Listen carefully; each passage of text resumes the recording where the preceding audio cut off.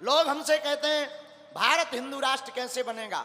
हम एक दिन कल्पना कर रहे थे कि जिस दिन भारत के 35 से 40 करोड़ लोग मस्तक पर तिलक लगाकर रेलवे स्टेशनों पर, रेल पर, बसों पर, टैक्सियों पर, अपने ऑफिस में गाड़ियों से जाने लगेंगे और बैठने लगेंगे, और 40 करोड़ मात्र हिंदू अगर मस्तक पर तिलक लगाने लगेगा, उसी दिन भारत को हिंदू राष्ट्र घोषित होना पड़ेगा और सरकार को करना पड़ेगा।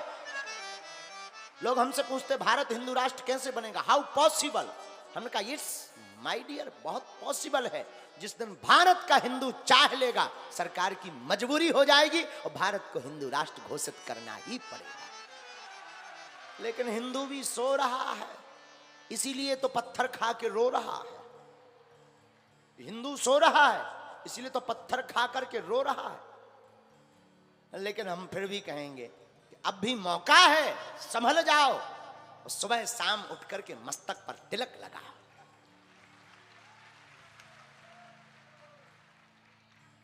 भक्ति माता मीराबाई के जीवन में भक्ति का बीज उनके दादा राव दूधाजी के द्वारा भी आरोपित किया गया।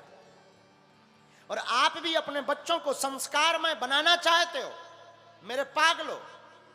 अगर तुम भी चाहते हो कि तुम्हारी बेटी और तुम्हारा बच्चा तुम्हारा नाम रोशन करे, कोई तुम्हारे ऊपर टिप्पणी ना करे, कमेंट्स ना करे, तो मेरी प्रार्थना है अपनी बेटी को और अपने बेटे को रामचरितमानस जरूर पढ़वाना, ताकि बेटी किसी पराये के घर जाए तो वह उस घर के लोग माता पिता को गाली ना देवे कि कुछ नहीं सिखाया। कुछ पढ़ाना या ना पढ़ाना, संस्कार जरूर दे देना। बिना पढ़े ही संस्कार पढ़ने मात्र से काम हो जाएगा। लेकिन इसका मतलब ये नहीं कि विद्या अध्ययन ना करवाना, खूब करवाना, लेकिन बिटिया को और बेटा को रामायण पढ़ाना, सुबह नहीं तो शाम। प्रत्येक माता पिता का यह कर्तव्य है, प्रत्येक माता पिता का। 5-5 दोहा पढ़वाओ, रामचरितमानस के गीत गुनवाओ, हनुमान चालीसा का पाठ करवाओ। जिस दिन ऐसा प्रारंभ हो जाएगा ना, उसी दिन भैया तुम्हारा बालक सभ्य हो जाएगा। बच्चे को बहुत गुस्सा आती हो, बहुत क्रोधी हो, हटी हो, कोई दिक्कत नहीं। आप रोज 5 पाठ, 5 दोहा रामचरितमानस के करवाओ बच्चे से, और सोमवार के दिन शंकर जी को अभिषेक करवाना प्रारंभ कर दो।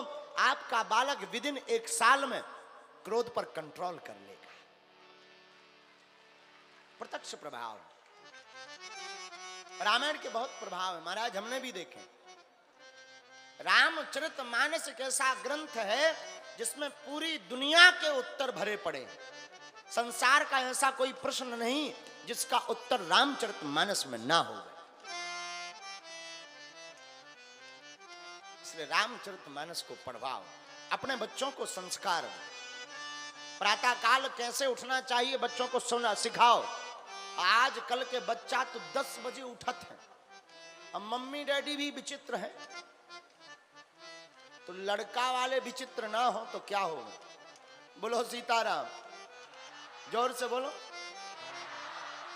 अब मम्मी डैडी भी, आजकल के पापा भी बड़े खतरनाक होते हैं। हमारे जमाने में बाप जैसा होता था। हमारे समय में बाप का नाम सुनते ही धरती खिसक जाती। माताजी से तो थोड़ा सपोर्ट मिलता था, पर बाप तो बाप होता है। अब आज के जमाने में बाप भी बड़ा अद्भुत हो गया है। एक जगह बाप अपने बच्चे को व्हाट्सएप पे मैसेज कर रहा था, बेटा पढ़ाई क्यों नहीं कर रहा। बेटा कह रहा था पापा पढ़ रहा हूं। बाप ने कहा झूठ मत बोल वरना एक मुक्का मारूंगा। बाप ने एक मुक्का लिया, व्हाट्सएप पे भेज दिया। बेटा ने भी रोता हुआ स्टिकर भेज दिया।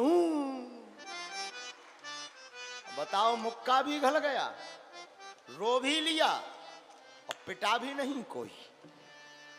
हमारे जमाने में एक चांटा 3 दिन तक इस एक्सरा मशीन से उलझी रहती थी। लोग पूछते थे ये क्या है, कुछ नहीं, निशान है। किसके? बाप के। हाँ, और बाप को भी तभी लगता था कि हम बाप हैं जब तक 4 बच्चों के बीच में अपने बेटा को पीट ना ले। नहीं तो बाप को भी नहीं लगता था कि हम बाप हैं। हमारे जमाने में पिताजी भी जहां खेल रहे हो, जहां 20 लोग बैठे होते, दे तड़ा 10 बजे से घर नहीं आया, और 4 बच्चे देख रहा, सो बेबी नीचे सिर डाले। और जब बाद में मिलते थे बोले यार तुम्हारे पापा तो बहुत खतरनाक हैं। तो उनके भी पापा खतरनाक ही होते थे।